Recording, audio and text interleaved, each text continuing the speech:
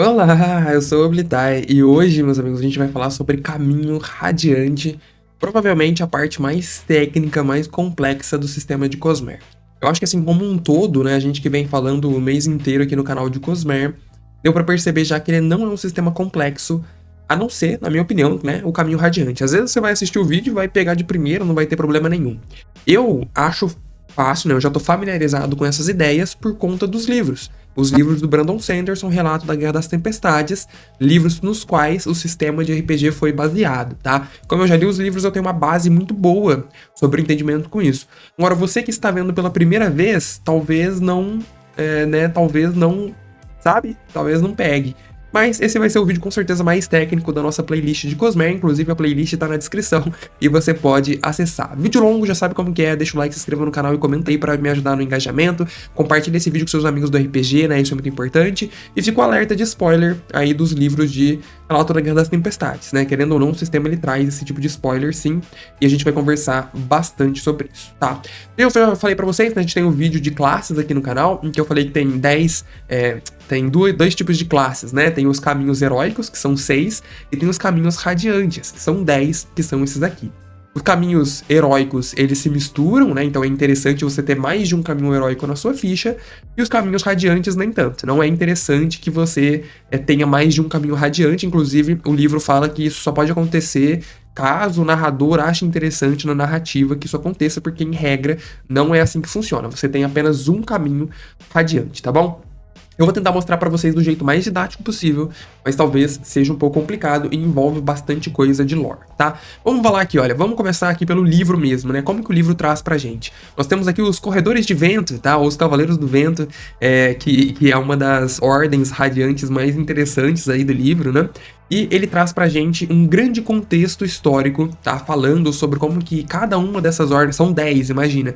São várias mesmo, ele explica cada uma delas, ele fala pra gente, olha aqui, inclusive, as recomendações, né? Quais caminhos heróicos possuem talentos que se ligam bem com esse caminho radiante. Isso é muito útil, né? Pra quem tá começando a jogar até um norte, putz, não sei se vai dar certo, se não vai, aqui ele já fala pra gente. Então, olha só, o líder, seja ele na especialidade campeão ou oficial, que foi aquele que nós fizemos na ficha aqui do canal, combina bem com o Corredor de Vento, o que é muito massa, né? E ele traz aqui pra gente também as filosofias dos Corredores de Vento. Isso é muito importante, porque isso aqui envolve os juramentos que são necessários.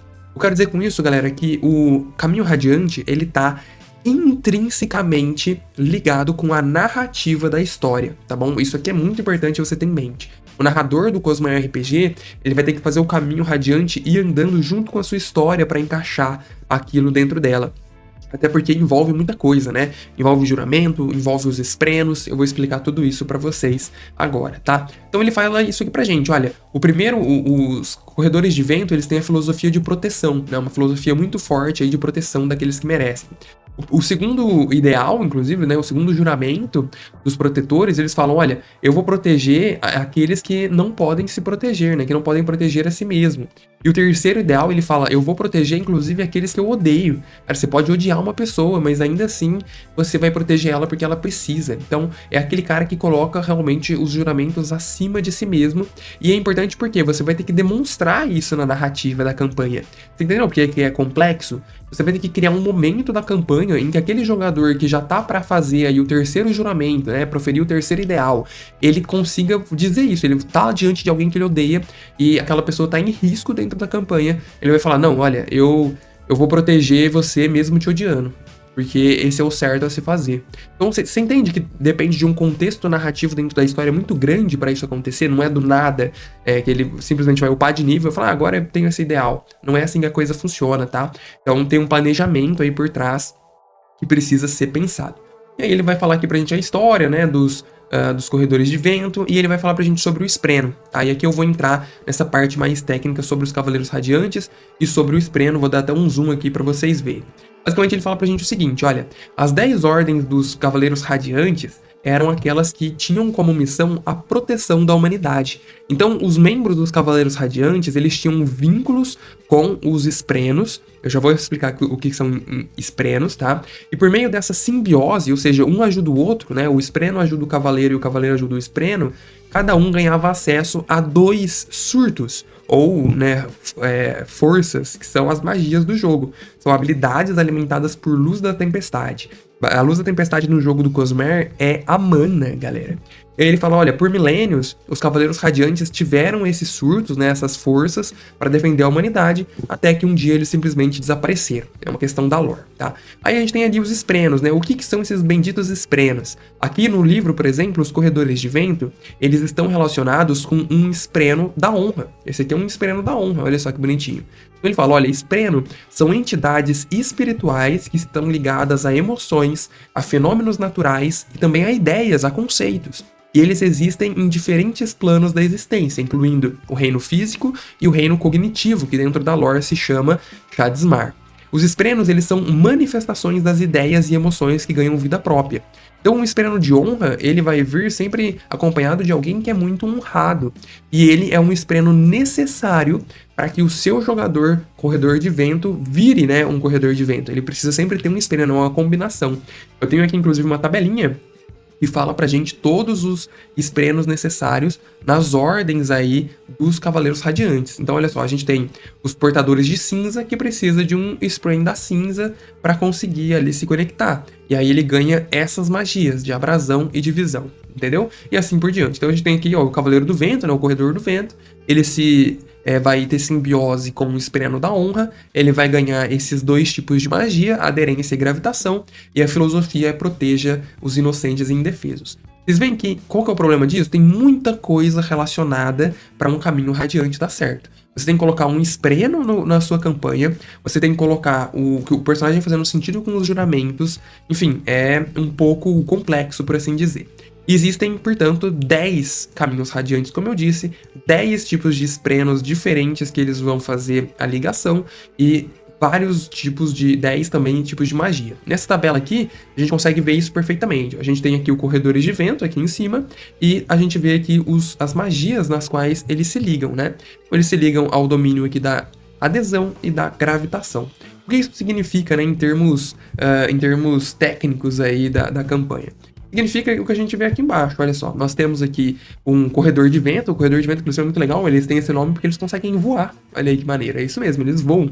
Então, a gente tem o primeiro ideal, né? O primeiro juramento aí que faz você já ganhar algumas habilidades. E aí você vai ter uma árvore de talentos do Corredor de Vento, né? Que o Espreno de honra concede para ele. E depois você tem aqui também os domínios da magia relacionadas a isso. O livro ainda fala pra gente que você, para escolher o talento de primeiro ideal, ele fala que, olha, você precisa estar pelo menos nível 2 ou mais para escolher um talento-chave do primeiro ideal. Qual que é o talento-chave? Esse aqui, ó, chave Corredores de Vento. Esse aqui é o talento-chave que vai te habilitar algumas coisas. Só que ele fala que o seu personagem ele ainda não proferiu as palavras, ou seja, ele não fez o juramento daquele ideal, o juramento de proteger os que precisam, né, os inocentes. Então, ao invés de você ter acesso já a essa chave aqui de talentos, você vai ter apenas acesso à investidura, a gente já vai ver em detalhes o que é investidura, e também vai te dar um objetivo que é proferir o primeiro ideal. Só que para você proferir o primeiro ideal, você precisa compreender profundamente o significado daquilo, né, de proteger uma pessoa e sentir o propósito disso na sua alma, um negócio bem narrativo mesmo, né, e é um processo que demanda bastante tempo aí e dedicação, tá bom? Depois, vamos falar então sobre a investidura, né, que é o que você desbloqueia com a habilidade aqui do primeiro ideal. Depois eu vou falar em detalhes também para vocês sobre as magias, tá? Vamos nessa, olha. A investidura é o seguinte, ele fala que você vai precisar respirar a luz das tempestades para aprimorar e regenerar. Então, primeiro que você tem ali, ou 2 habilidades que você ganha com isso, né? O aprimorar e o regenerar, o que é bem interessante, e ele explica pra gente o que é a investidura em termos técnicos. Ele fala, olha, a investidura é um recurso espiritual que funciona de forma semelhante ao foco. A gente já falou disso lá na criação da ficha, lembra? Você tem foco, e você vai gastar ponto de foco para utilizar determinadas magias do sistema. A investidura é a mesma coisa, você vai gastar pontos de investidura para utilizar habilidades aí da sua radiância, do seu caminho radiante. Tá? Então ele fala exatamente isso aí pra gente, ele fala, olha, você vai gastar igual o foco, e para personagens radiantes, essa luz das tempestades é a sua fonte de investidura. É como se você realmente consumisse luz da tempestade, vai ser a mana do sistema, tá? Ele fala assim, olha, se você começar uma cena com a condição de surpresa, você começa apenas com um ponto de investidura, apenas o suficiente para manter qualquer poderes em andamento. E aí ele fala que você puxa essa luz das tempestades para dentro de si a partir de moedas que estejam até 1,5 metro de distância, caso você tenha esferas suficientes. E você recupera investidura até o seu máximo se fizer isso, mas precisa gastar 2 ações. Como que funciona isso, galera? Isso aí é uma coisa da lore, tá? Dentro do mundo de Cosmere RPG, nós temos as moedas que elas contêm luz da tempestade. A moeda do jogo, a moeda da lore do Cosmere RPG, ela é feita com um itemzinho que ele absorve luz das tempestades toda vez que uma tempestade acontece, e você, como um radiante, você consegue puxar essa luz da tempestade armazenada nas moedas que ficam opacas, elas perdem aquela luz e precisam ser recarregadas numa nova tempestade. E aí o seu personagem absorveu aquilo, ele se encheu de mana, que dentro do sistema é a investidura, tá? É um pouco complexa a ideia, porque envolve essa narrativa, né? Mas basicamente ele fala, olha, puxar uma luz da tempestade, então para você se carregar de mana, você precisa aí gastar 2 ações, ou seja, uma ação rápida, pelo menos, dentro do sistema de combate, como nós já vimos por ali, tá? Vamos ver quais são essas habilidades, né, que você ganha com a investidura. Então, as primeiras habilidades que você ganha ali com a investidura é a habilidade de aprimorar, que vai te custar uma ação rápida, tá? Basicamente, você vai gastar 1 de investidura para ganhar a condição de aprimorado. O que a condição de aprimorado faz? Ela te dá mais 1 de força, tá? Ou mais 1 e mais 1 de velocidade, até o final do seu próximo turno. Então, durante um turno só, você vai ter esses bônus aqui nos atributos. Ao final do turno, cada um dos turnos subsequentes, você pode gastar mais 1 de investidura para manter a condição. Então é algo contínuo, né? Toda ação você vai precisar gastar, todo turno você vai precisar gastar 1 de investidura se quiser manter esses bônus nos seus atributos.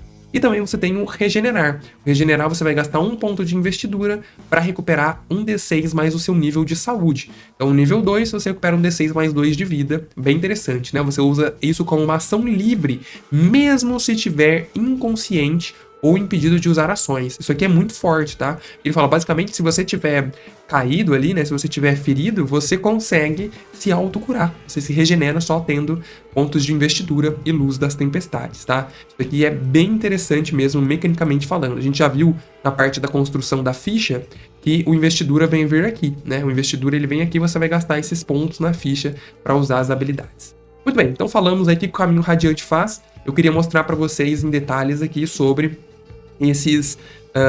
as habilidades em si, né? O que elas fazem. Olha só, vamos analisar com calma esse do corredor de vento.